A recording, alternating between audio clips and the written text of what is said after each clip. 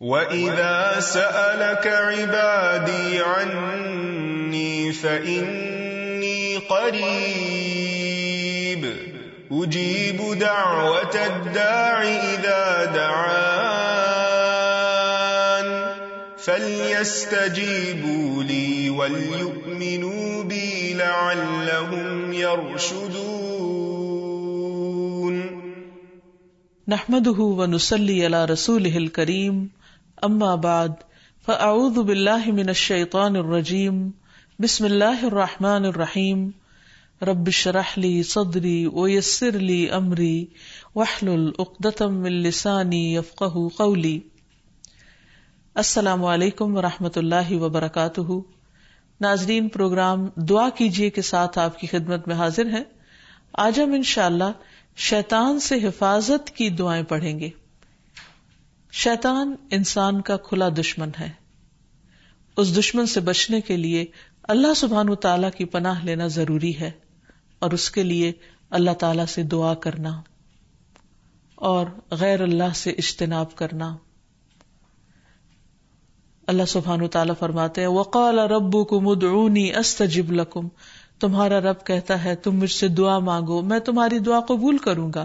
جب وہ قبول کرنے والا ہے تو پھر ہمیں دعا مانگنے میں بخل نہیں کرنا چاہیے، اور ہر طرح کے شر سے بچنے کے لیے اسی کی پناہ لینی چاہیے، اور کسی بھی تکلیف اور مصیبت کے وقت کسی اور کی طرف نہیں دیکھنا چاہیے، کیونکہ قرآن مجید میں آتا ہے وَمَنْ أَضَلُّ مِمَّنْ يَدْعُو مِن دُونِ اللَّهِ مَن لَا يَسْتَجِيبُ لَهُ إِلَى يَوْمِ الْقِيَامَةِ وَهُمْ عَنْ دُعَائِهِمْ غَافِلُونَ.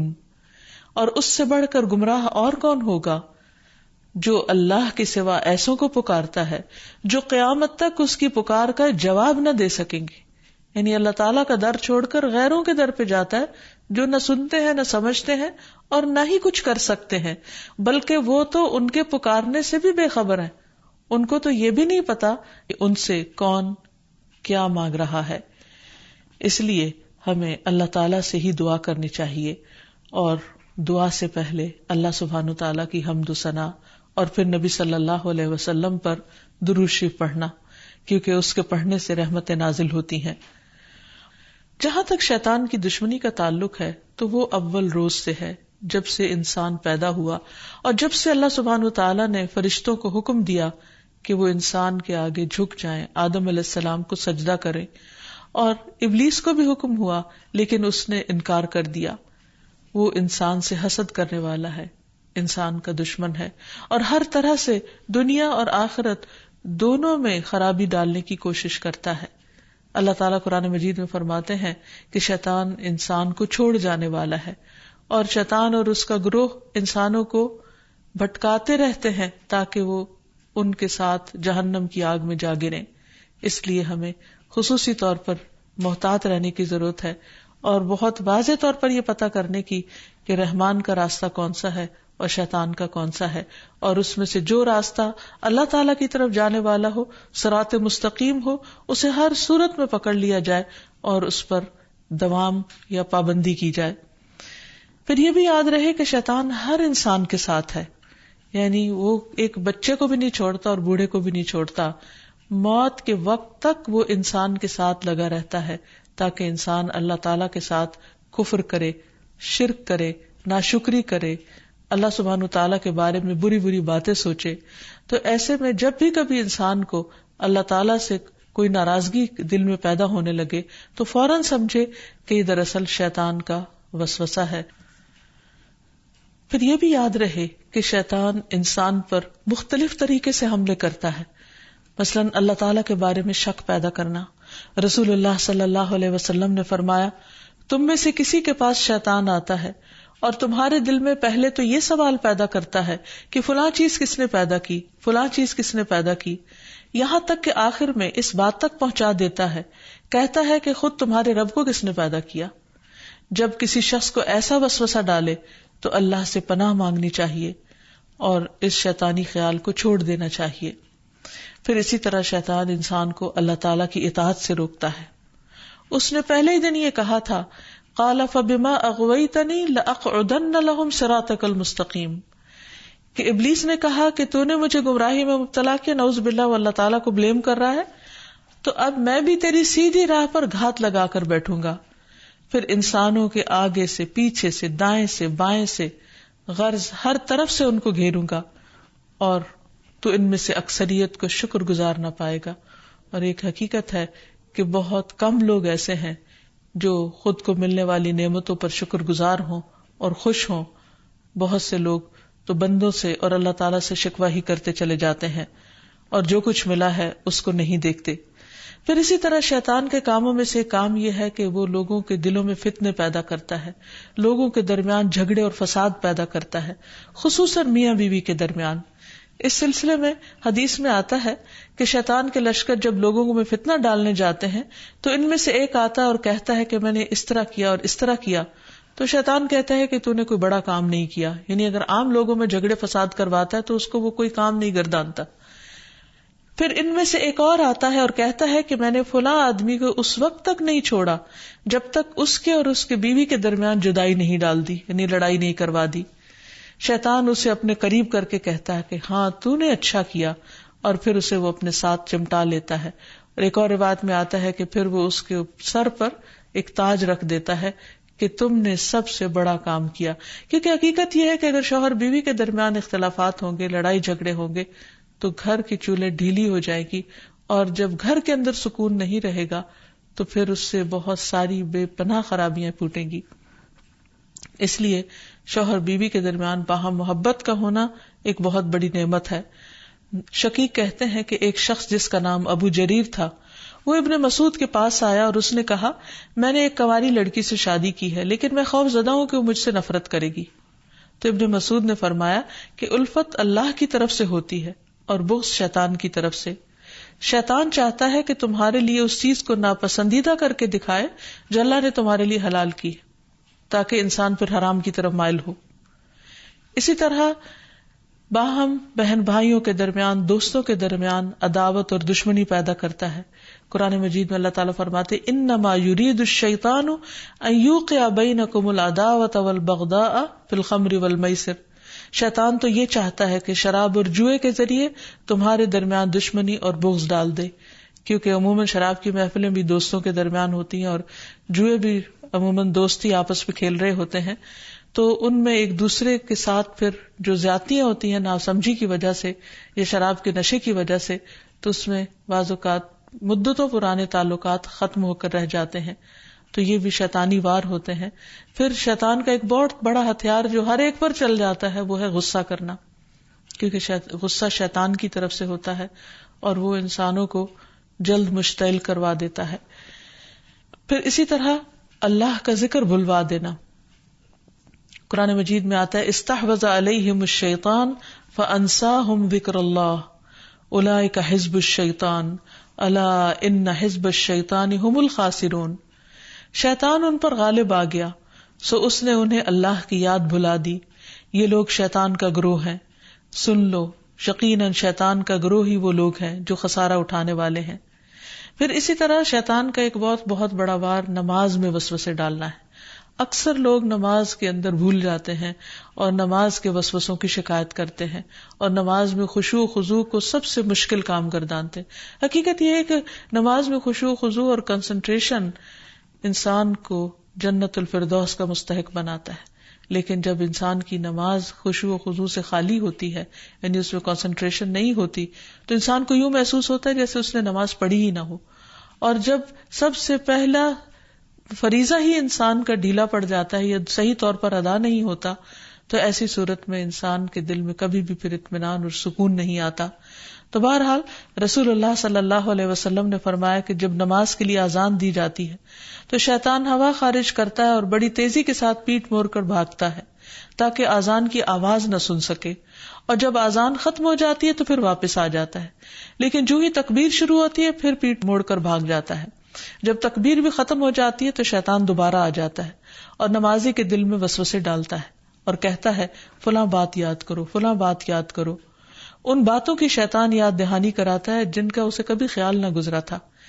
اس طرح انسان کو محو کرتا ہے ان خیالات میں، یہاں تک کہ انسان کو یہ بھی یاد نہیں رہتا کہ اس نے کتنی رکعتیں پڑھی تھی، یعنی اس کو رکعتوں کی تعداد تک بھول جاتی ہے.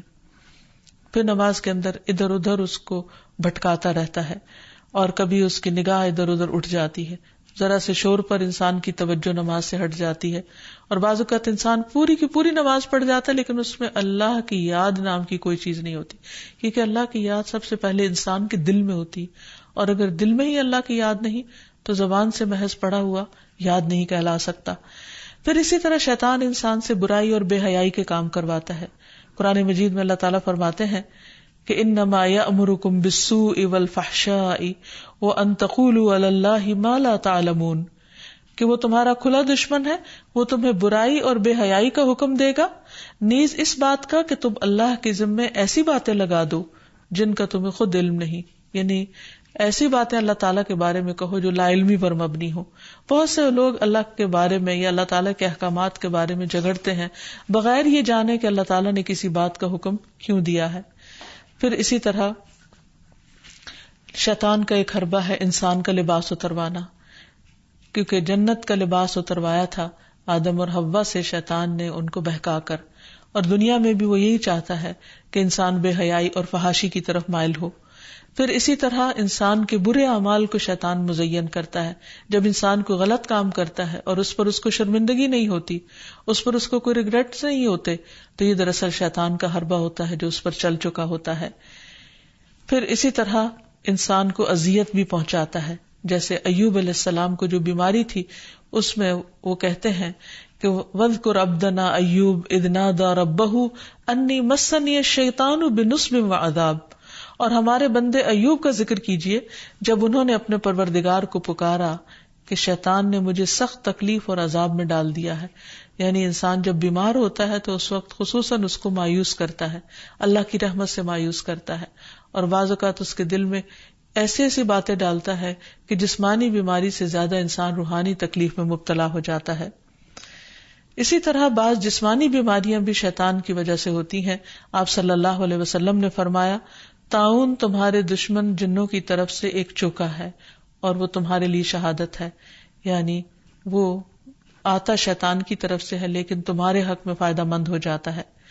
اور شیطان کی یہ دشمنی انسان کے ساتھ, انسان کی پیدائش کے ساتھ ہی شروع ہو جاتی ہے. جیسا کہ ہم دیکھتے ہیں کہ نبی صلی اللہ علیہ وسلم نے فرمایا کہ جب بنی آدم پیدا ہوتا ہے تو پیدائش کے وقت شیطان اسے چھوتا ہے اور بچہ شیطان کے چھونے سے زور سے چیختا ہے, سوائے مریم اور ان کے بیٹے عیسیٰ علیہ السلام کے. اس کی وجہ مریم علیہ السلام کی والدہ کی دعا ہے کہ انی اعیذھا بک وذریتھا من الشیطان الرجیم, کہ میں اسے اور اس کی اولاد کو شیطان رجیم سے تیری پناہ میں دیتی ہوں.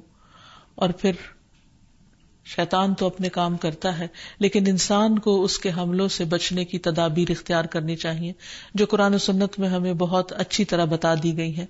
سب سے پہلی بات تو یہ ہے کہ اللہ سبحانہ و تعالیٰ پر بھرپور ایمان اور توکل ہونا چاہیے, کیونکہ اللہ تعالیٰ کا وعدہ ہے کہ جو لوگ ایمان لائیں گے اور اپنے رب پر توکل کریں گے شیطان ان کا کچھ بھی نہیں بگاڑ سکے گا. انما لیس لہ سلطان علی الذین آمنوا وعلی ربہم یتوکلون. پھر اسی طرح اللہ تعالیٰ کے لیے اخلاص برتنا, ہر کام صرف اللہ کے لیے کرنا, اپنے آپ کو شرک سے بچانا. تو جو شخص ایسا طریقہ اختیار کرے گا شیطان کا اس پر بھی زور نہیں چلے گا.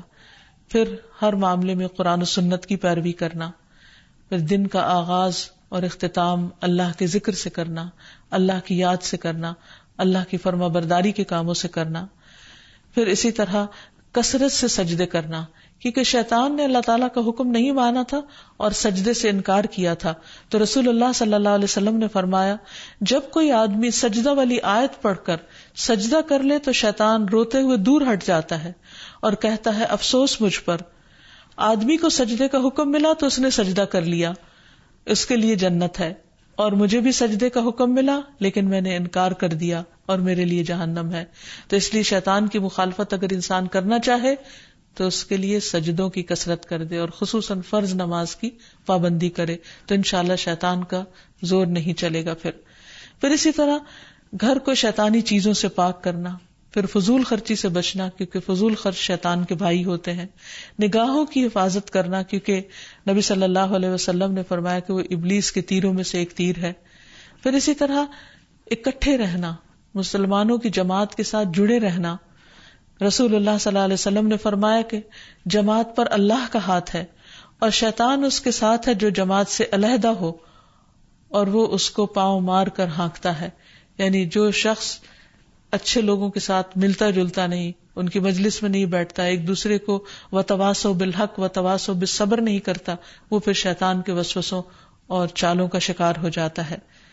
اور آخر میں دعائیں، اللہ سبحانہ تعالیٰ نے ہمیں قرآن مجید میں بھی دعائیں سکھائی ہیں اور نبی صلی اللہ علیہ وسلم نے بھی. اس میں سے پہلی دعا ہے رب اعوذ بک من ہمزات الشیاطین واعوذ بک رب ان یحضرون. اے میرے رب، میں شیطان کی اکساہٹوں سے تیری پناہ مانگتا ہوں اور اس بات سے بھی تیری پناہ مانگتا ہوں کہ وہ میرے پاس آئیں. پھر تعوذ پڑھنا، یعنی اعوذ باللہ من الشیطان الرجیم من ہمزہ ونفخہ ونفثہ. میں اللہ کی پناہ چاہتا ہوں شیطان مردود سے کہ مجھ پر کوئی جنون کا اثر ڈالے یا مجھے تکبر پر آمادہ کرے یا شعر و شاعری کی طرف لائے، یعنی جو غلط قسم کی ہے. پھر قرآن مجید پڑھنے سے پہلے اعوذ باللہ من الشیطان الرجیم پڑھنا. پھر اسی طرح برا خواب دیکھنے پر تعوذ پڑھنا.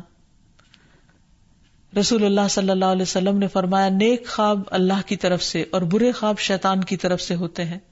پس جو ایسا خواب دیکھے جس میں کوئی ناگوار چیز ہو تو بائیں طرف تھوک دے اور شیطان سے اللہ کی پناہ مانگے.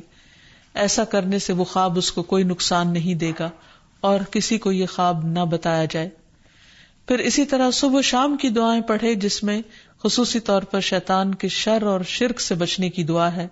اللہم فاطر السماوات والارض عالم الغیب والشہادہ رب کل شیء وملیکہ اشہد ان لا الہ الا انت اعوذ بک من شر نفسی وشر الشیطان وشرکہ. اے اللہ، آسمانوں اور زمین کے پیدا کرنے والے، پوشیدہ اور موجود ہر چیز کے جاننے والے، ہر چیز کے پالنہار اور اس کے مالک، میں گواہی دیتا ہوں کہ تیرے سوا کوئی معبود برحق نہیں. میں تیری ذات کے ذریعے اپنے نفس کے شر سے اور شیطان کے شر سے اور اس کے شرک سے پناہ مانگتا ہوں. آپ نے فرمایا جب صبح کرو اور جب شام کرو اور جب اپنے بستر پر آؤ تو اس دعا کو پڑھ لیا کرو. اسی طرح سب کام بسم اللہ پڑھ کر کرنا، کیونکہ انسان جب بسم اللہ پڑھتا ہے تو اللہ کا نام لیتے ہی شیطان دور بھاگ جاتا ہے. مثلا گھر سے نکلتے وقت بسم اللہ توکلت علی اللہ، سواری پر بیٹھتے ہوئے بسم اللہ پڑھنا. پھر اسی طرح آیت الکرسی پڑھنے سے شیطان سے حفاظت رہتی ہے. پھر صبح و شام کے اذکار میں لا الہ الا اللہ وحدہ لا شریک لہ لہ الملک ولہ الحمد وہو علی کل شیء قدیر. یہ 100 بار پڑھنا، اگر 100 بار نہیں تو کم از کم 10 بار انسان ضرور پڑھ لے. پھر اسی طرح لا الہ الا اللہ وحدہ لا شریک لہ لہ الملک ولہ الحمد یحیی ویمیت وہو علی کل شیء قدیر. جو شخص مغرب کے بعد 10 بار پڑھے گا اللہ تعالیٰ اس کی حفاظت کے لیے اسلحہ بردار فرشتے مقرر کر دیں گے جو اس کی صبح تک شیطان سے حفاظت کریں گے. تو اس لیے ہمیں بھی ان اذکار اور دعاؤں کا اہتمام کرنا چاہیے. اگر زبانی یاد نہ ہو تو دیکھ کر بھی پڑھے جا سکتے ہیں، لیکن حقیقت یہ ہے کہ اللہ کا ذکر ایک مضبوط قلعہ ہے جس میں انسان پناہ لیتا ہے ہر قسم کے شر سے بچنے کے لیے، خصوصاً شیطان کے شر سے. تو اللہ تعالی ہم سب کو اس سے محفوظ رکھے. وآخر دعوانا ان الحمد للہ رب العالمین.